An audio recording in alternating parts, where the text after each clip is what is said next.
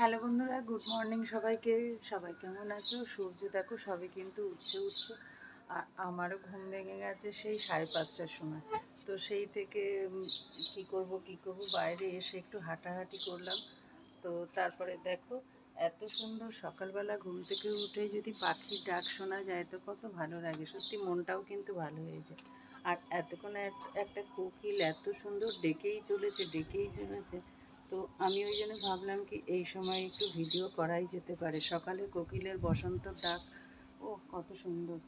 তো আর এগুলো তো আমার একটু ঘোরাঘুরি অভ্যেস, তোমরা জানো। তো দেখো পাশে লেবু গাছটায় লেবু ফুল হয়েছে, ফুল হচ্ছে। আর এই বাটিটা যে দেখছো, এই বাটিটা করে আমি পাখির জন্যে খাবার দিয়েছিলাম। খাবার বলতে ওই সবুজ যে মুগ ডালগুলো হয় না, তো কলাই বলে অনেকে, সেই ডালগুলো দিয়েছিলাম। ওটা আমি প্রতিদিনই দিই, ওই পাঁচিলের উপরে দিয়ে আসি। আর লেবু গাছটা অনেকটা লেবু হয়ে গেছে, বোঝা যাচ্ছে না, সবুজে সবুজ মিশে গেছে, ওই জন্য দেখো এই একটা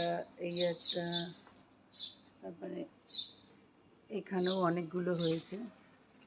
এই যে বাবারে, এই কাটা ফুটে গেল লেবু দেখতে গিয়ে।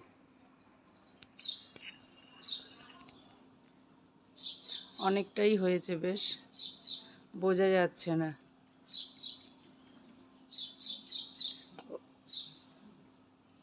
আর এই পাখিটা রোজ এখানে এরকম করে ডাকতে থাকে, আমার খুব ভালো লাগে।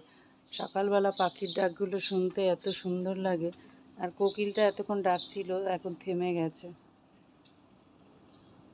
এই ডালটা কেটে দিয়েছিলাম, এবার এখান থেকে সব কলম ছাড়ছে, নাহলে না অনেকটা বড় হয়ে গেছিলো, লম্বা ধেরেঙ্গা হয়ে যাচ্ছে। আর কেটে দিলে পরে না এই যে কচি কচি ডালগুলো বেরোতে থাকে, আর ফুলও কিন্তু অনেক বেশি হয়।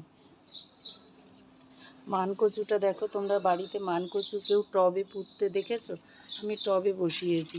টবে বলতে এই যে বালতির মধ্যে দেখো,